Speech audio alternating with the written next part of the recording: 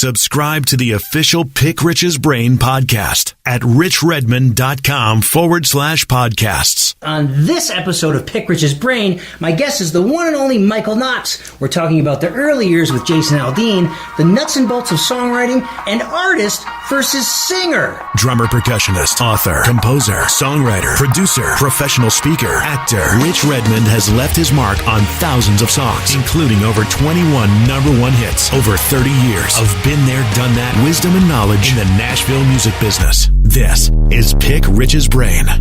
Ladies and gentlemen, welcome to episode 9 of Pick Rich's Brain. This is a podcast. It's a web series. We talk about all things music, motivation, and success. And I'm beyond excited to have my fantastic guest, Mr. Michael Knox, brother. How you doing, man? Thank you. Welcome to Crash Studios. We're live in Brantioch, Tennessee. My first time here, too. Yeah, and this is great to have you, man. And everyone could see, like, back here, this is a cool little project. I have my laminates from the last, backstage passes from the last 20 years. And a friend of mine framed them up, finally. That was on the to-do list for 20 years. First thing I noticed when I walked in.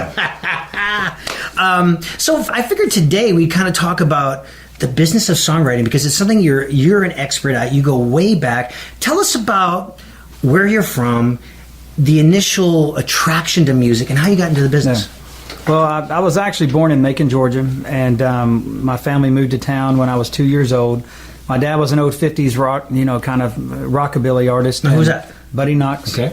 And they moved to town in '68, and he was offered a job to kind of be a part of Capitol, A&R, and things like that. But then him and my mom parted ways, and he moved to Canada, and we stayed here. Oh, yeah. So I grew up in Nashville, and once I graduated college, couldn't find a job, so I opened... What did you study in college? I studied advertising and marketing. Okay. And couldn't find a job, so I heard about this thing called song plugging from Bruce Birch. And he offered me a job, and I started song plugging back probably in '91. And then I opened my own song plugging company, which was the first kind of song plugging company in Nashville, and I've been doing that ever since. So you were first on the scene. Had 10 cuts my first year, and one #1 with Bruce. And Dobie Gray from Drift Away, yes, was my other writer, and it was that's how I started. That's how it all began. And then Gary Overton went to Warner Chappell in '92 and offered me to come in there and kind of be with him and co-run that company with him and Tim Whipperman. Wow, okay. Now, for the neophytes out there, tell everybody what song plugging is. Yeah, song plugging is, I would be the salesman for your songs. I would be the guy that would go to the record labels, A&R people, producers, managers, and I would try to get them to like your songs, like you as a writer, or I'm selling it like, you sell a can of SpaghettiOs at the, on TV. So I am your salesman, so my job is to go get your songs heard by everybody. I love that. So you're an extension of the song. So the songwriter is busy being creative, and then they take their demo, they get a demo done, they hand it into you, and you can say, they say, run with this. Yeah. Just tell everybody about this song. Well, and you want to know your market real well, and I'm sure you'll talk about this later. You want to know your market, so you know who you're pitching the song for. Each labels have certain artists, so you'll be like, man, this is great for George Strait. This is great for Zach Brown, or this is great for Jason Aldean, and you got to know your market. You got to know what's going on around you, so you know who to pitch the songs to. So it's my job to also be a fan of my market, so I can go out and get these songs heard by the right people. Yeah, and that's everything, is your relationship with the right people. I mean, you are a song man. I mean, that you are an expert in that. Try to. And I love your technique. And one of your techniques of choosing songs, I think you told me this, is you would, I don't know how many songs you get for a Jason Aldean record. We get about 10,000. We get 5,000 to 6,000 through that last 8 months of process. And then you whittle that down to a shorter and shorter list. And then you cruise around in your car and you listen and you listen and you listen. And then whatever you wake up with the cold sweats in the middle of the night, or singing the melody the next morning over coffee, you're like, short list. Well, my job is to make sure Jason doesn't have to listen to too many songs, because you can easily get caught up in songs, and you might miss something or whatever. So my job is to narrow it down to about 30 to 50 songs tops for him to kind of go through and pick his favorite 15, and then he'll have some songs too that he'll throw in the mix as well. So we probably have, probably 22, 23 songs on our final comp. So that's what we're taking in the studio for him to pick his 15 songs from. Amazing. So maybe we got a little. That sheds a lot of light on the subject. We got a little ahead of ourselves. For those that don't know, Michael discovered a very young Jason Aldean maybe in 1996, 1997? 98. And I met both of you in 1999, Yep. which is a whole other story. Yes. But you're from Macon, so I think music is in your blood because we're talking Little Richard, we're talking Otis Redding, we're talking the Allman Brothers, your dad. Yeah. Capricorn Records. Yeah. Now, your dad's song was Party Doll? Yeah, Party Doll. But he was a Texas act, but he moved in late 50s. He moved to Macon, Georgia to marry my mom. And then he had TV shows and stuff like that there. So he had singles and things out of Macon as well. But later on. But yeah, the Allman Brothers is the big boys. Yeah, we just were on the road the other day and we got to see the big house. We went after all these years and went and visited. We had a nice tour of it, got a picture outside. That was really, really fun. So maybe to just tell everybody, talk a little bit about how you discovered Jason and started this process, and then you are transitioned to being VP of Warner Chappell, and that's when I met you. Yeah. We I was at Warner Chappell at the time, and my grandmother lived in Macon. She was getting older, and so I wanted to find something to do in Georgia so I could go by and see her, and Warner Chappell paid for it, of course. So I actually found there was a gentleman from the Buckboard that kept hitting me up to come see this talent show. So I just signed up for that, drove down to Atlanta one Friday and saw the talent show Friday night and Saturday night. Jason went on number 18th. He was the 18th artist out of 2 days. And it was probably about 10 o'clock at night, and it was awesome. It was everything I was looking for. You know, I'd been looking for a country rock guy for a couple of years, and you just couldn't find it back then because they were, you got to remember, man, we were in the Hat Act phase. This is 98, you know, so we were in the Hat Act phase. We were... The Clint Blacks, it was very... It wasn't rock, you know. Now, Garth had a rock show, but he wasn't an aggressive country artist. You know, McGraw was more Texas country, and Chesney was a little more, you know, kind of very radio country, you know, and those guys are great, but I was looking for a little more of a Motley Crue, you know, kind of a guy to shake. Oh, you got one. Yeah, to shake it up a lot more. But, you know, in order, you know, so Jason was down there singing, and he was in his show. He was, you know, during his little 6-song set. It was very aggressive and very traditional, and he was selling both of it, and that's what you got to find. You got to find believability. So it's more in the artist's voice than it is songs. So, and Jason was perfect. He had his hat, his big belt buckle, and his shirt tucked in. It was, you know, he was a country music fan, so it was perfect to see that. So I went up and talked to him. He didn't know who we were, which was great, and so we started building a relationship. And over that year, every 3 months, I would go see him. I would go meet with his band. I would send him songs. I would drive down and watch him perform. It kept getting worse and worse and worse. So I just brought him to town, and we just. You mean the quality of the bands he was playing? The Young Guns, right? Yeah. Well, it just, you know, they lost their PA at one time, so they had to rent one. So that show sounded horrible. Then they had to, you know, the band had to learn some songs, and they didn't learn them well. And, you know, then Jason would forget words. So I just said, man, this is taking too long. So I'll just bring him to town. And I brought him to town. We went. Well, there's a huge talent pool. Yeah. And we went in the studio and cut about 5 things. And I said, yeah, this is what I want to work with. This is who I can help out. Then he got a deal on Capitol. Yeah, we got deals early. We got a deal on Capitol pretty early, and then we lost that. And then we, Stegall over at MCA was really wanting to sign him. Then he got let go.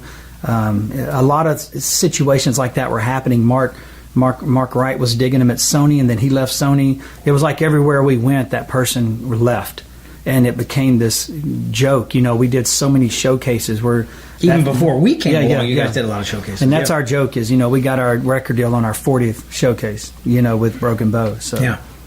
Fantastic. And then, not to put too much focus on, you know, what happened after that, but you met a younger Tully Kennedy, and then you met a younger Kurt Allison. I met Tully through his uncle, Roy Hurd. Yes. And great songwriter. you know, but Tully was going on this Love Boat cruise ship thing. So right when I met him, I don't know, you know what I'm talking about? Disney Cruise Lines. Yeah. You know what's funny is that me, Kurt, and Tully all were offered that job. Yeah, I didn't know that. We all would have met each awesome. other on the high seas, but we waited till he came back. Yeah, because he came back, and then we started clicking more So then we were cutting up, and I brought him in there, and then I said, man, I got to build a band around this kid that I'm working with. And I said, the guys I have around here are session players, or they're a little older. I said, I need some kids that just play rock music. And Tully goes, I got this guy, I got this guy, I got this guy. So we did that showcase tryout thing at SR where we had probably 10, 15 musicians come in. Was that being auditioned that day? Yes. Didn't feel like it. You were the third drummer Yeah. that came in. So, and Kurt was driving in, and you came in, and it was a good fit. Everybody. I didn't even know it was an audition. I just was like, I got this. And you did have it. Oh my God, we had fun. And then that started this period where we were doing so many showcases, and we were trying new material and trying to find that perfect set for him. And we were doing the Johnny Cashes and the Wise and the Hicktowns and the Amarillos guys, and we would do these showcases, and the suits would come out and they'd be like, I don't see it, I don't hear it. And those songs all went on to be number ones or top fives. These were all his showcase for 4 years ended up being his first record. So all those songs that everybody said we don't have hits, we don't have, you're too rockin', the guitars, too many guitars, why ain't there a steel or a fiddle in the band or anything like that. So it was neat to see that happen because it was justification for us because we knew them songs were hits. Yeah. And then what was while you were developing Jason, which was a great evening activity, your day job, what were you doing at Warner Chappell? At Warner Chappell, I was in charge of their artist-writer development, so I was the guy that would go find the artist, develop them, try to get him a record deal, find the songwriter, develop him, and try to get him cuts. And there were some early acts, the Danny Lees and the... Yeah, I had J.D. Myers, Danny Lee, Emily West. Emily. You remember Emily? Yeah. And we did the showcase at Douglas Corner that got her signed. I have the poster. And then Jason came along, and a lot of focus went into that because that was so unique. And it was a lot of little things like that were happening during that time. And songwriters, I was really developing a lot of songwriters at that time, like Marv Green. Me and Jeff Stevens were working a lot together. I can name 100 songwriters at that time, but it was that was an exciting time because there was a lot of talent in that pool, from Wendell Mobley to Vicky McGehee to whatever. We were having so much energy in that building. John Rich, I signed him, and I signed Gretchen Wilson, and to kind of be part of John's team, and all those things blew up and started happening. So it was a really neat time to be a part of all that. And then remind me when the transition was from your day job of working at Warner Chappell developing Jason to becoming a full-time producer. Warner Chappell fired me in 2002. They sold... That was a good thing. They sold Warner Chappell in 2002. They let Tim go first, and then they let me go second because I was number 2. And then after that, you just had to restructure what you were planning on. Jason didn't have his deal yet. We were just in the ballpark of getting his deal. So all that happened at the same time. It's kind of like when y'all left Jason and came back. Y'all left to get in Rushlow, and y'all ran that circle, and you came back right when his radio tour hit. Timing was everything. So this timing was amazing too. Like I hated to leave Warner Chappell with all the work I put in the company, but right when it happened, 6 months later, Jason got his deal. We started doing some things, and it started happening, and it probably gave us a better time to focus on his career and what he was doing. You know. Now to celebrate all these years later, we're working on record 8 and 19 number 1 singles or something like that? 27 singles, I think, and 19 of them went number 1. 19 of wow. That's crazy. And I have to thank you very much because you've always believed in me as a recording musician, and you continued to hire me over the years, just like, come in and play shaker and tambourine on this Cross and Dixon record, and the lead singer from Alabama, come in and do that, and then Josh Thompson is doing a record, and you kept the lights on for many, many years, and still do. But that was the thing too, is that we were changing to a drum loop world, but it was important to stay as organic as possible for it to be believable in what you're doing. But you're a great rhythm guy, so that was the key to having you playing shaker and all that. It's more believable when you can feel it instead of hear it. It's a fun thing nice icing in the cake to have in there. But thank you so much. And same players all these years, which is great. It's a family. When we show up every 2 years, every year and a half to do a record, we show up to Treasure Isle, and the same gang is there, and we have the same coffee mugs, and it's so fun. But don't forget all the part of that development process with Jason. Was building the band around him that made sense, because we tried other bands and it wasn't working right. But when you found the right band, you, Tully, Kurt, We had Adam Schoenfeld there playing some. We had Smith Curry playing steel. All these guys came from showcase rock bands, and but they knew what country music was. They knew our town. They knew it wasn't like they were rock guys and hated country music. They were guys that played rock that grew up in the South, that learned how to play and country. They understood country music. Don't let Tully fool you. He knows a lot of country songs. I've done some straight ahead country gigs with Tully, and the boy can play country music. Well, he lead bass country. So, but our thing too is, but y'all were such an important part of that development process. It was as important as the songs is how they were played. Well, you know what's really funny is that it's just such a very strange and unique thing in any line of work, in any business globally, no matter what, to have people together for 18 years. Yeah, and it just doesn't happen. And building a team like that is very important. It's also even better that Jason understands how important that is. That's half the battle too, is that the artist knowing how important their crew is around them, and he understands that, you know, y'all bring that to his live shows and the studio, and I understand that in the studio. That's my job, and I want people to understand that, man, when you got something that works, don't break it apart because one person don't like it. Because we've had a lot of people try to break our little crew up, and we just didn't allow it to happen. Really? Who are they? We have such a good time here on Big Rich's Brain. That's a different show.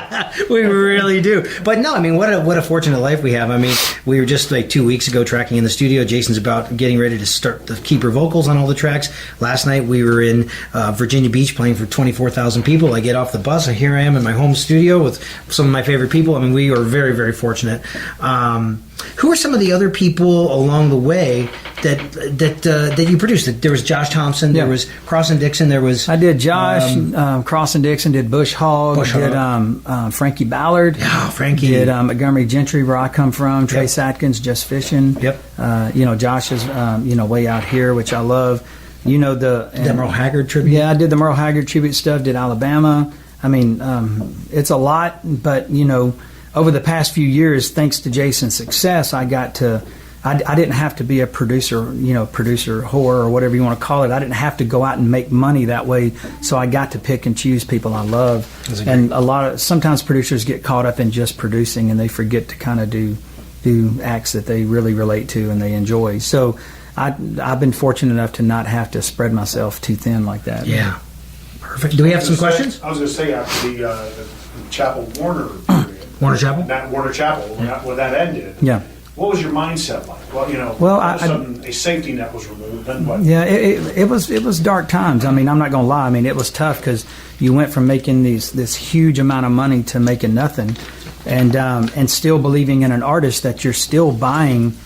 I'm still buying him gift cards so him and his family at that time could eat. I mean, he didn't have a lot of money. So it was baby. It was still an investment. Yeah. And, so I was still investing in that. But I started a company called collegemusicradio.com. Oh, my God. That was it would have been the first kind of independent music download store back in that day. It was like pre-iTunes? It was post-iTunes. It was 2001, 2002. Yeah. And so I started that, and that's where I bumped into Brantley Gilbert, Zach Brown, and all these other independent bands. I found them on this site and was hunting them down, and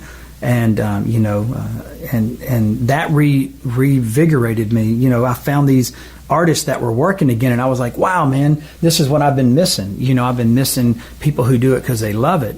We got caught up in a system that you were doing it because it was your job, and so that period kind of woke me back up, and then Jason hit, and luckily that's the amazing part of it, is that it all happened right when your mind got reset. My God, Michael, I remember the college music. And what's really funny is that, I don't know if a lot of people know this or we want them to know it, but we actually cut Dirt Road Anthem on Brantley Gilbert. Yeah. And he was a pop artist. And I still have that cut, and Brantley does too, but yeah, that deal didn't work out on Universal. Brantley actually walked away from that deal. Mm-hmm. And then that's when I talked to Brantley, and he was like, man, I would love for him to cut that song. So we went back in and cut it a little bit of a different way. Yep. And it was awesome.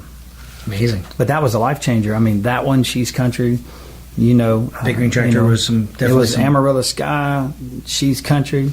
Big Green Tractor and Dirt Road Anthem, My Kind of Party. There's a handful of songs that just changed us. And the future for you, Michael Tyler? Yeah. That's your... Yeah, I'm doing Michael Tyler. I manage Michael, too.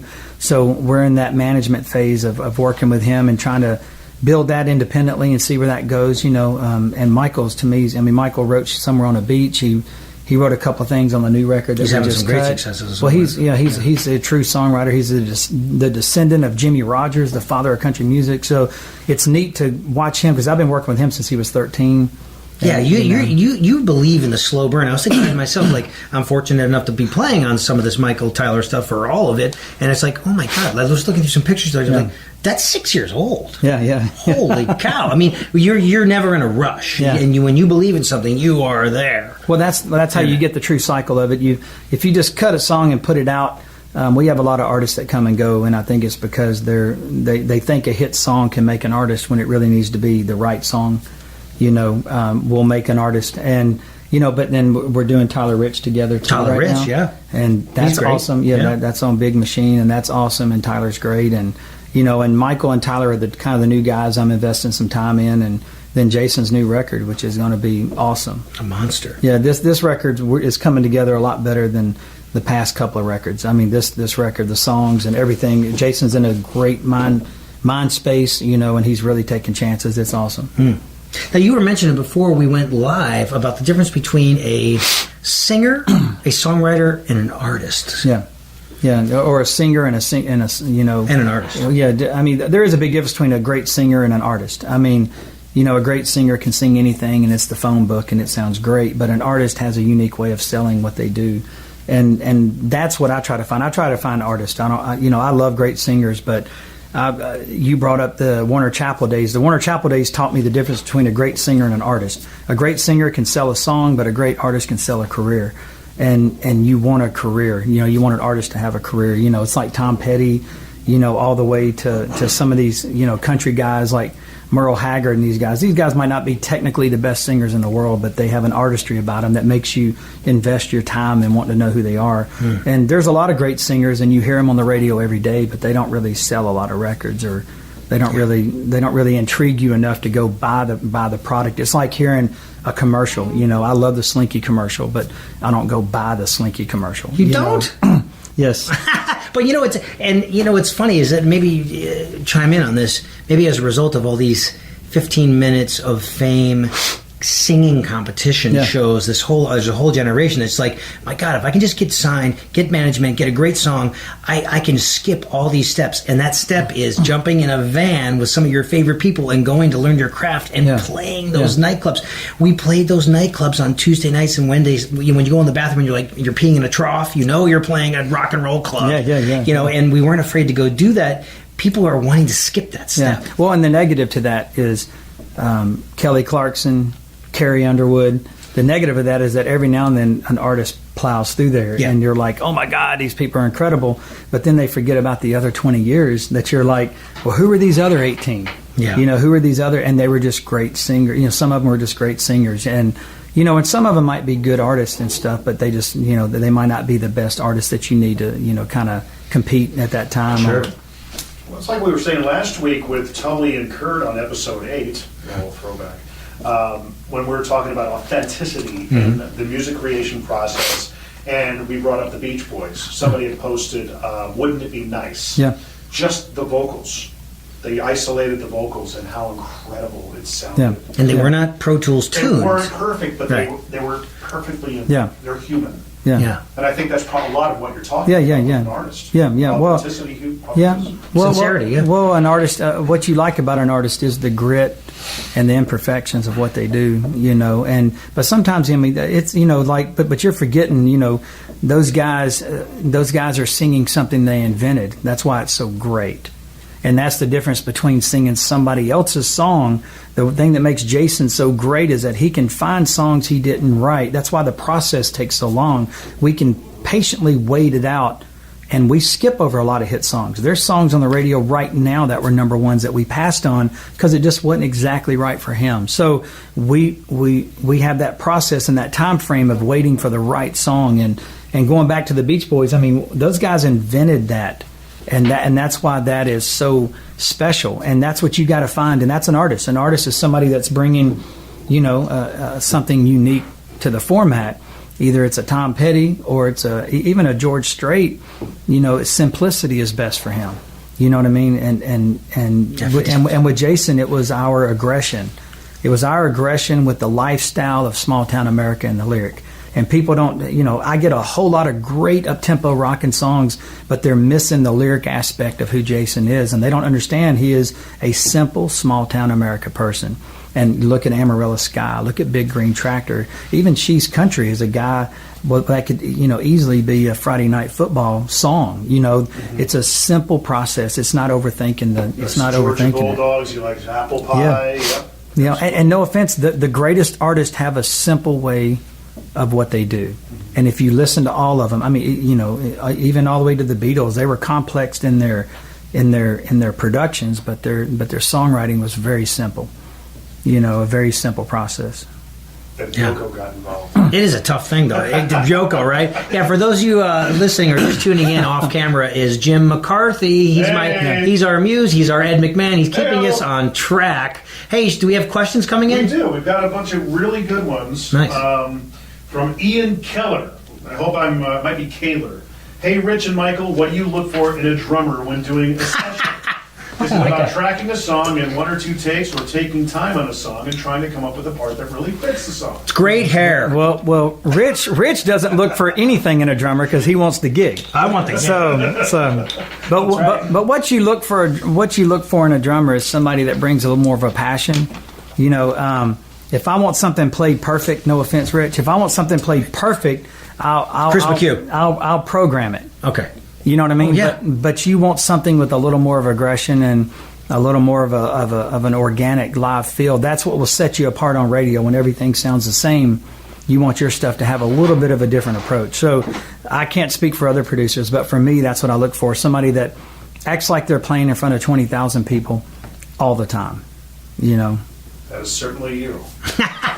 And I'll let you know when we're tracking. He's pointing his sticks at everybody. He's screaming. He's yelling, and that's what makes it work. And if you listen to anything I produce, you'll go, "Wow, man! Why does your stuff have a little more energy here than maybe some of these other people?" It's because of those pushes and those attitudes around the studio, and that goes back to probably what he'll ask later is about my production style. My production style is building a rehearsal environment around a recording session.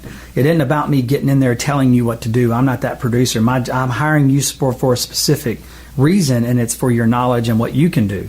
So if I'm in there telling you what to do, then how are you giving me something unique? So everybody in the studio has a specific plan and a specific thing that they do really well, and I expect them to do that.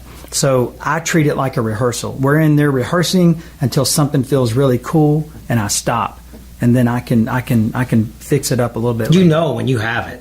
He knows when he has it. He goes, Redmond, they're going to track to you because that was the one. And I was like, coffee time. But there was the other day, I think I was being a Miva. I think I needed a Snickers bar or something. It was later in the afternoon. And I said, well, what do you want? And you go, well, that's why I hired you. Figure it out. And then we tried like 6 times to get this perfect fill. And then we settled on 1, 2, zone, bah, and then everyone went on beat 4. Yeah. And it would but how did those guys know to do that thing? Yeah. The only way that we know how to do that is knowing what you might want in the bag of tricks, and then them responding almost in kind of like a Aquaman and the fish kind of thing. That you can't rehearse. It just comes from time. Well, and also, as you know, my production style is not one instrument at a time. It's a group. It's a band. Like Motown. And if you can't pull it off as a band, then we probably don't need to be doing it, because you're going to have to play it live one day, and people are going to hate it if you're doing it wrong. And so that's our approach to it, or my approach. Yeah. And these guys do that perfect. Everybody has a deal, and I got traditional guys in the studio, and I got aggressive young guys in the studio, and we got old school guys in the studio, and all of them together. My engineer's 70 years old.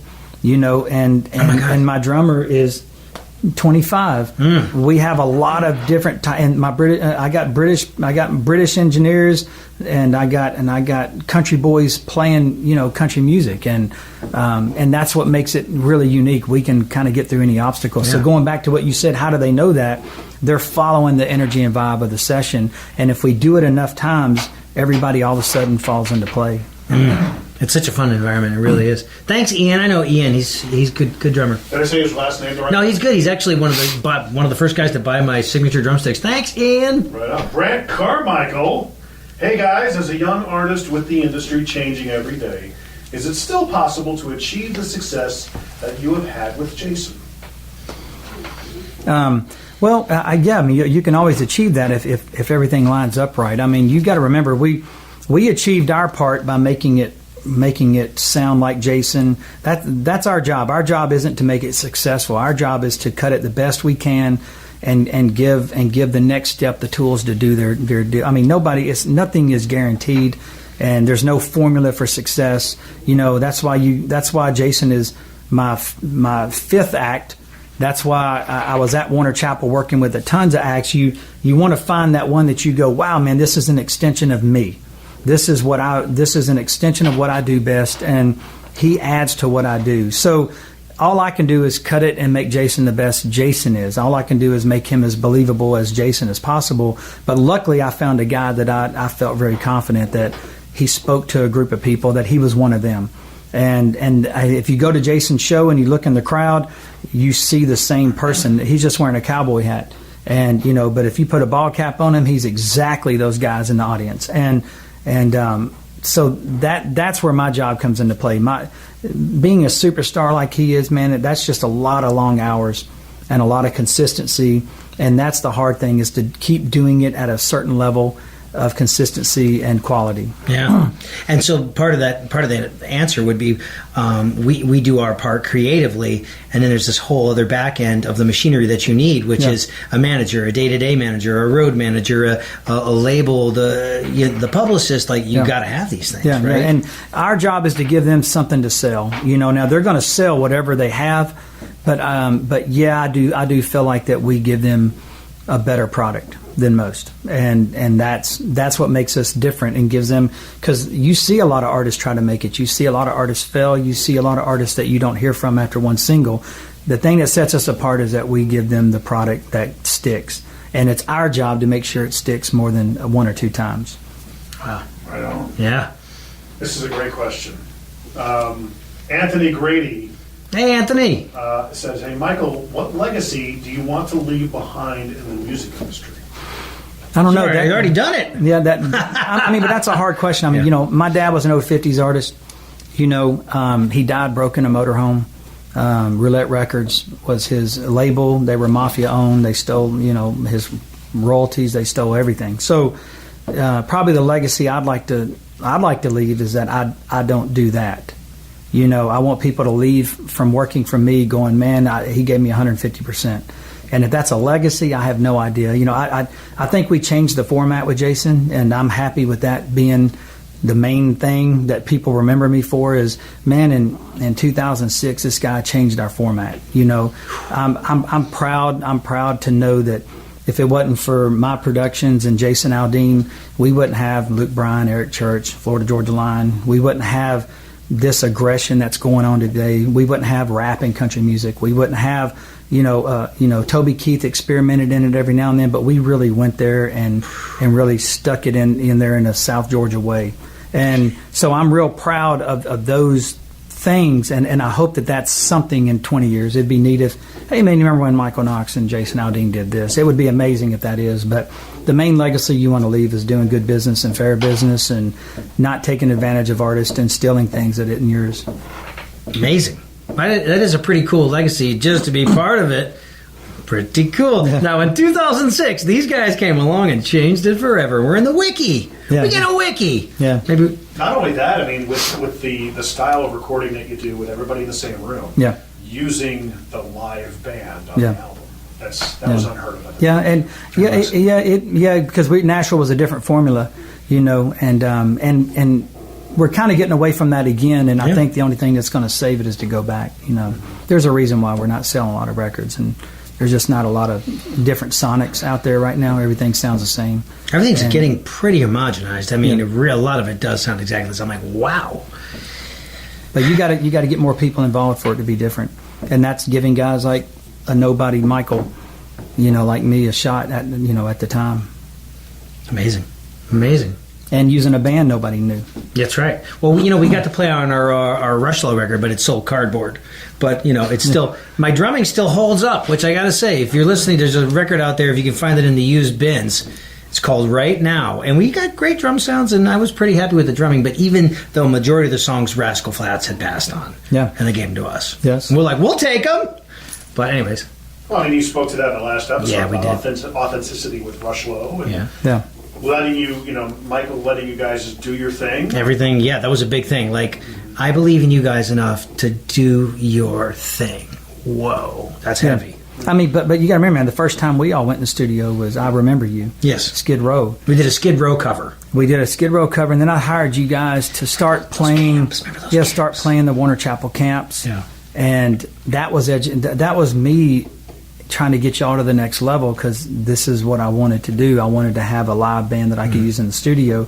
And then I started booking y'all on those writer shows. I don't know if you remember all this stuff. No, this was all amazing. It was a 5. It was you and Judy Stakey, and that's how we met Stan Lynch, who produced all the Don Henley records. We worked with Robbie Neville. We worked with Jewel. We worked with the guy that wrote Smooth for Santana. It was like a great learning experience and gave us more time in the trenches. But I also booked y'all in rehearsal halls for months. Yeah, we did that. And with catered meals. Yeah, and that was a big deal. Yeah, and y'all were broke then, so very broke. We would book rehearsals during Christmas just so y'all could have some food money. And you were looking out for us. I mean, you really were. But my point being is that all that was part of what I was trying to use you guys for. Yeah.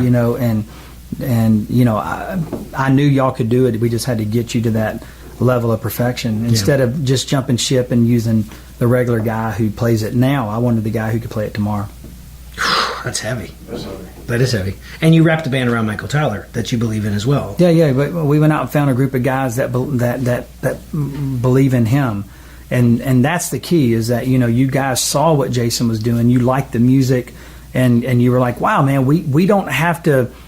We don't have to go play in another band to get this out of our system. Mm-hmm. We can play in this band, because a lot of people don't understand is that in the late 90s and early 2000s, you had this country bands, and then they would go play other shows with rock bands and stuff, and the country thing was their side thing to make money. Yeah. But the other thing was their passion. Yeah. So the great thing to do is to find a bunch of musicians such as yourself, Tully, Rich, and all them guys, Jack, all them guys that go, no, I get out what I want out of this too. Yeah. And that was us changing the format. Yeah, and it was interesting at the time. The format was 1 electric guitar, 2 acoustic guitars, steel guitar, fiddle, keys, lots of harmonies. So there are all these bands, the Diamond Rios of the world, the Lone Stars, 6 guys. Yeah. Very light in the instrumentation, a lot of vocals. And now if you look at bands on the road, no fiddle, no steel, no keys, 2 electrics.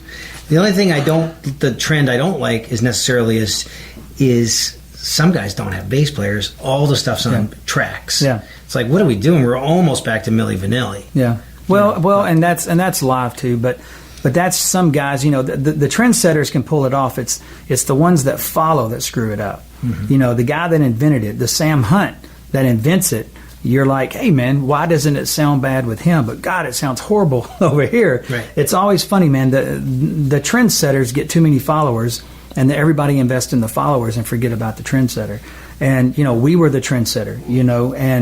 And guys like that, a couple of these loop guys, FGL, Sam Hunt. These guys are the ones that brought that to our format, and they do it great. It's all the ones that are following them that kind of don't do it as well as they do, and they need to quit being imitators and find the thing that makes them those guys. Mm-hmm. Like, what makes you unique enough to do that? And that's the key to staying on top, is always knowing your strengths and what you do better than everybody else, or what you do different than everybody else. Well, when the guys took their little detour back in the early millennium, and I guess you guys are still moving forward with Aldean, and you had other players, I guess, filling in for that time. Yeah. What do you do in a situation when you have a drummer or a musician that's on a session or in a live situation that's not exactly that? Well, we did what we did then. We kept looking. You know, you can't stop the train, so sometimes you're not up to par where you need to be, but you still got to accomplish the goal. So you're still switching. I mean, we were switching out guitar players and drummers left and right.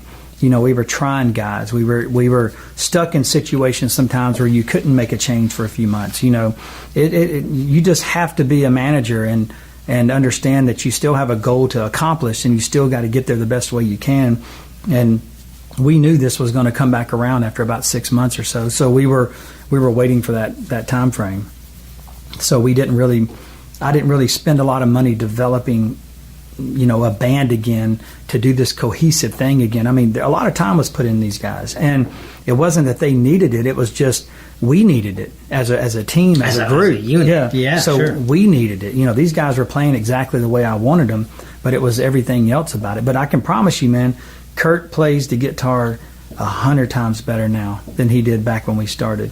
Tully plays a lot better. Rich plays a lot better. I'm a lot better producer. Yeah. I mean, there's a lot of things that have happened because we're around each other. We have done something where the trust of each other is what makes that happen so awesome. And when you can feel that, it's great. You know, these guys had an opportunity too. I remembered it, man. Rushlow was at our Exit In show, and y'all were showcasing Jason for Mark Wright at Sony.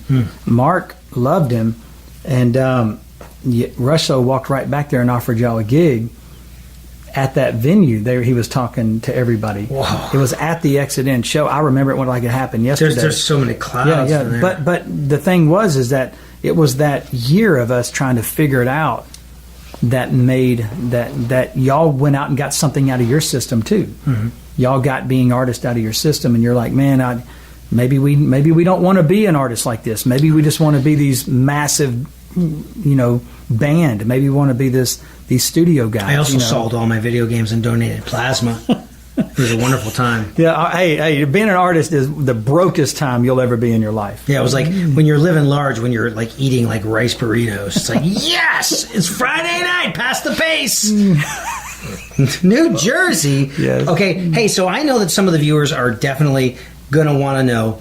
Talk a little bit exactly how the machinery, the business of songwriting works. A question that comes up all the time is, if I write songs, I have a passion for this, do I have to live in Nashville? Yeah, you don't have to, but if you want to be successful, you probably need to be here. You know, if you want to have the opportunity and you want to compete with the other people, it's kind of like going, hey man, I want to race NASCAR. Do I have to go to Bristol Speedway? Eventually you do. You know, so if you want to be successful in country music, it never hurts, you know, to come here and compete with all the talent that you're going to bump into, and just being here lets you know the level that you have to be. You know, now once you're successful, or once you get a rhythm, or once you get something rolling, you can always divert your plan and kind of do something. But if you're starting out, it's important to be here. It lets you know the level that you got to be at. Somebody, you know, an artist or whatever, you know, they need to come here just to see how this town works. They need to see the process of everything. So.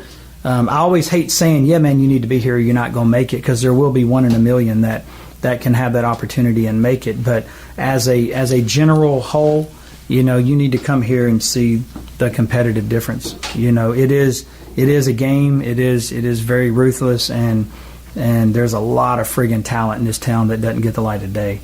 And it's important to understand why they don't make it, and you should. So I think it's good. Being here is like, it's like going to a restaurant. Location is everything. Yeah. I mean, just being here, I think, is the first step. Yeah. And then once you're here, you're mixing, you're mingling.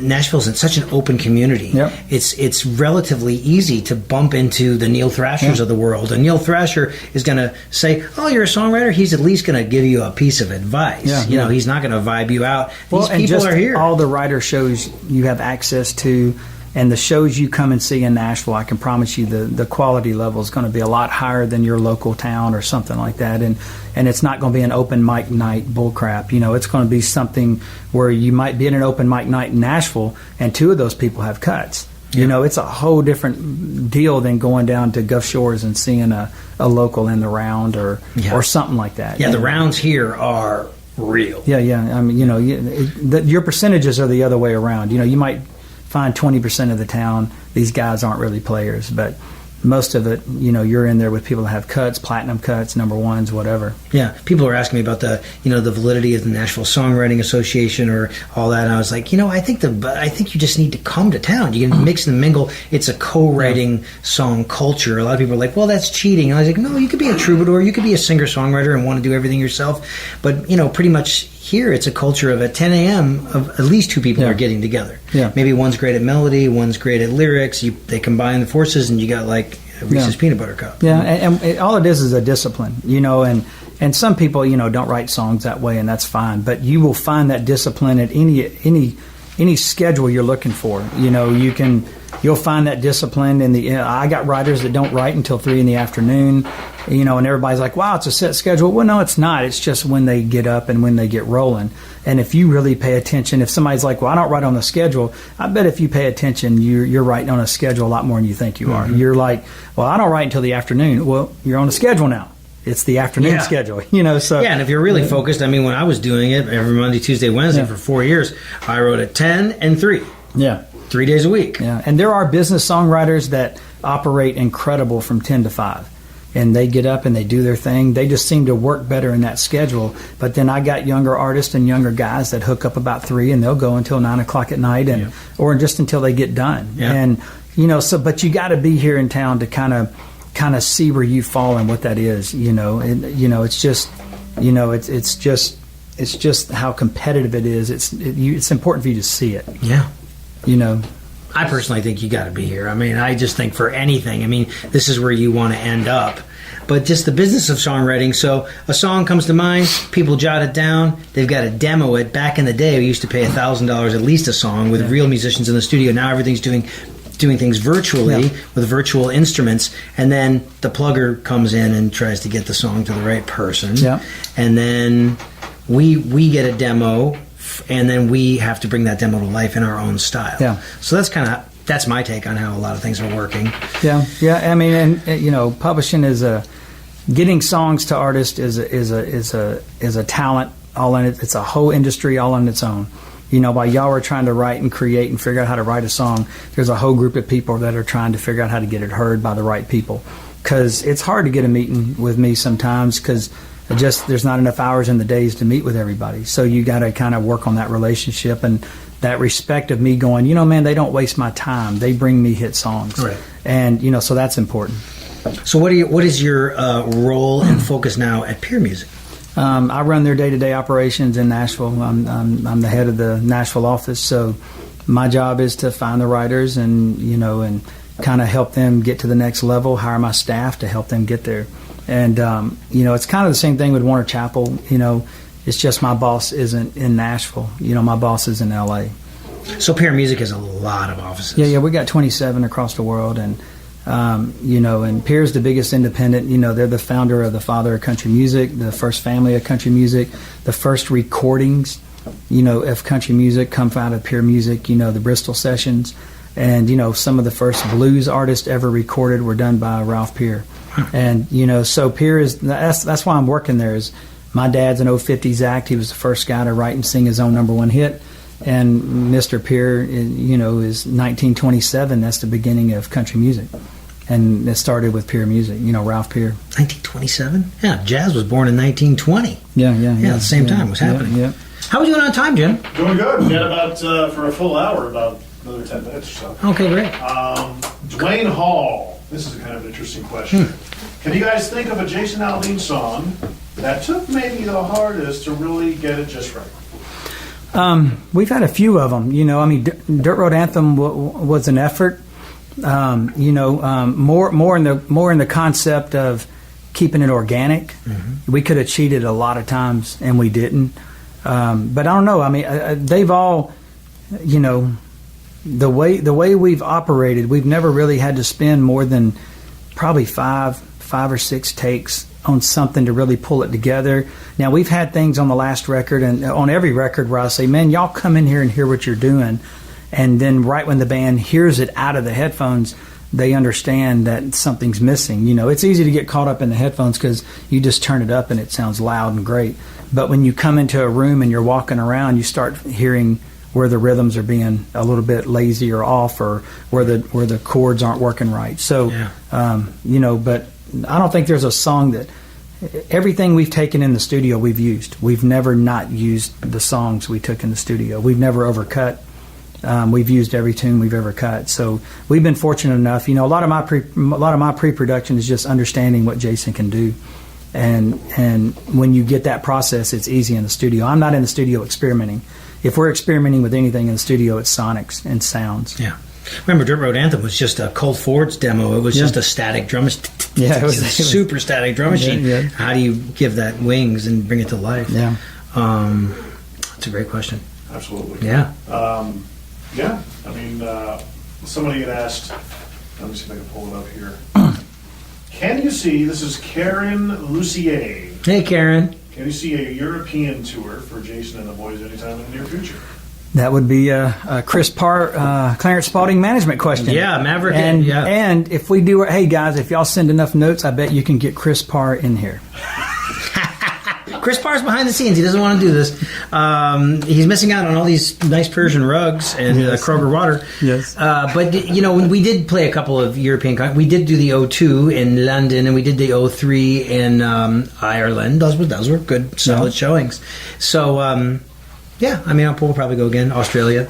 Do you get a lot of people that come up to you and say, hire me? What are you looking for? Yeah. And I wish it was that easy. I wish it was because they're all like, hey, man, try me out. And you're like, God, man, I spent 10 years creating this. I just don't try stuff out. Who are these guys? Try me out. What? Yeah. Meaning engineers, musicians. Oh, gotcha. Try me, let me. I'll pop their head. Who are these people? Put their head in a vice. Yeah, it's probably your best friends. But I get that a lot, and I wish they understood how long it takes you to build a team around something, And now other artists, I have other teams around them. So when I try something new, it's typically not with Jason as much as it is maybe with somebody else that I'm working with and wanting to create something different around them that I haven't done before. Some of your best friends. That is so Nashville. You're so Nashville if behind your back one of your closest friends says, "Why, Rich? Use me." Yeah, I love it. I love it. But does that stuff happen? I mean, it happens a lot. I'm sure Jason gets hit up on the road to try other producers that are my friends constantly. Yeah. I'm sure. Be like, hey, look I got this haircut and I'm half the price. But the funny thing is that this crew talks a lot to each other. We might not tell it here, but we probably know everything. I think you're good. Yeah. I think you're safe. Time in the trenches for sure. Well, that's the funny thing is that when I first met you and we did that first vid sig, yes, and you were talking about Rich spinning the sticks and everything like that kind of energy, and I'm quoting you, makes it to tape. Yeah. Energy makes everything in life is about energy. It cannot be recreated. It can only be shared. Yeah. And so we share energy with each other. And if you, man. Well, if you keep things in a group environment, man, everybody's feeding off something else. When you're doing one instrument at a time, you're really just playing technique. Mm-hmm. It's hard to play. You got Adam and Kurt challenging each other. You got a steel player, that doesn't really play steel. I mean, we got steel on everything. You just don't know it because he's playing something else. Mm-hmm. He's not really just playing traditional He's steel. modified the sound. Rust ball, And then you're pushing with Tully. Everybody's competing with each other because all these guys have extremely huge egos and they don't want to look bad. Yeah. And they're going. Like, you call this chicken? And they're going for it. And they're going for it. And that's what you want. Yeah. I've learned to just save space for Tully. Derek Smalls. So maybe one more question. All the good ones I think I've used up. Well, yeah. All the good ones are taken. All the good ones are taken. Well, that's okay. Anything you want to kind of promote? Anything you're working on? Anything you're excited about? Any last parting bits of wisdom? Not that we hadn't already talked about, but the best advice a guy like me can ever give is that we always look for individuality, and we look for that in a songwriter, you look for that in a musician, you look for that in anything. So, always be a student and try to figure out how that makes, how that fits in your world to be a little different. Let me ask you this. what kind of expectation are you experiencing from the new guys, the up-and-comers? Are the expectations shifting? Are they expecting things to happen in more of a compressed time? Yeah. Well, we're in a world of a lot of hipsters right now that are coming into our market, and sometimes the hipsters aren't the best musicians. They know everything.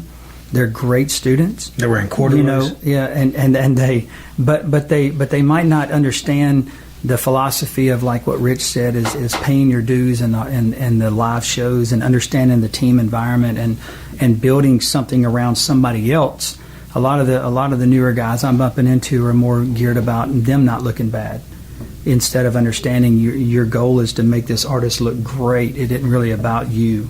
And we all have trust me, man, I would love to stand out there and say, look at me. But if I can't produce Jason to be Jason, then nobody's going to look at me anyway. So my job is to make him the best he can be, But we wish we had a little more people that might have understand small town America a little more. That's all. I'm glad I spent time in Lubbock, Texas. I did 4 years in Lubbock, Texas, and it was like nothing to do there, really. Yeah. Except. But I think you also understood that when he got here, it was going to take a while. Well, you need to learn that just because you know how to work all the gears doesn't mean you're the best guy for the job. So you got to give them a little more. You're a good singer, not a good artist. Yeah, well, and that's the thing. You might be the best singer in the world, but that doesn't mean you're the best artist. Yeah. You got to have something that makes you a little different. Do you think that pendulum is starting to come back? I think it does. If it doesn't, then we're dead in the water. Where do you see the industry going with the file sharing and the streaming and all that? We're just global music making. Yeah. I mean, somebody with a Mac and just. I saw a guy on YouTube the other day just doing this thing in his bonus room. And quality tracks. And that's cool. And there's people who can do that and they'll be fine. Mm-hmm. The problem is too many people think they can do that. And you got to know your strengths and talents. My strength is not, I was an engineer. I was trying to be a musician. I had drum loops. But I was smart enough to know what my strengths were, and my strengths were building teams. And I could make anything sound good, but it wasn't about making it sound good. It was about making it sound interesting and making you want to buy it. And that was the different process. We got tracks and everything on the radio that sound amazing, but it doesn't mean it's connecting enough to make somebody run down the street and go buy it. It's easy to record amazingly clean, crisp tracks these days. In your bedroom, yeah. Yeah, it's harder to mess it up and it have a little grit on it. That's the hard thing to do these days. Ain't that the truth? I mean, even with online people, the guys who are bloggers on YouTube, you could have the worst, and I know I bring them up all the time, but Gary Vaynerchuk, who's one of the preeminent marketing guys out there, started making a video series called Wine Library, and the very first episode looked like he was being held hostage by terrorists. Yeah. No lighting. No lighting. He didn't give a crap. And he grew it into a multi-million-dollar business. Yeah. Great. He grew his business that way. The tools are there for everybody. Content value. The tools are there for everybody. The tools are becoming more and more affordable. The result is, though, the ocean is flooded with mediocrity. Yeah. So to really break out of something, you really have to be special and roll up your sleeves and not be afraid to work. And maybe, I don't know, I'm sounding old, but there is a generation of people that are really not wanting to put the work in. No. Because I teach these kids. And that is why it's hard to find live musicians, because they don't want to go play on the road for 180 days a year. They all act like they do, but then when you hire them and they go out there, they're doing everything they can to get off the damn road. Yeah, and I've got 2 marriages that went bye-bye because I was on the road, because I have that deep of a commitment to what that's not selling my point that well, but come to Nashville. Bye-bye marriage. It's like crab fishing. I mean, some guy, everybody thinks they want to do it until they have to do it for 27 hours. Well, and no offense, a lot of the... I don't want crabs. Yes. Should we end on that? Hey, Zanies, I got 5 minutes at Zanies whenever I want. I'm bringing the cymbal. Yes. There you go. How can we top that? But I think we end on the crash. Crash. Ladies and germs, thanks for tuning in. This was episode 8 of Pick Rich's Brain. Use the hashtag Pick Rich's Brain, no apostrophe on the riches. Send us your questions. This is on Google. This is on iTunes. This is on Stitcher. This is on YouTube. My guest this week has been the one and only Michael Knox. Thanks, brother. Thanks for your time, brother. Thank you so much for everything you've done for me over the years and the whole team. And we hope you enjoy this, and we'll see you next time. Don't forget to rate the podcast. I want to give you value, and I need your feedback to do it. Give me 1 star. Give me 5 star. Just rate it.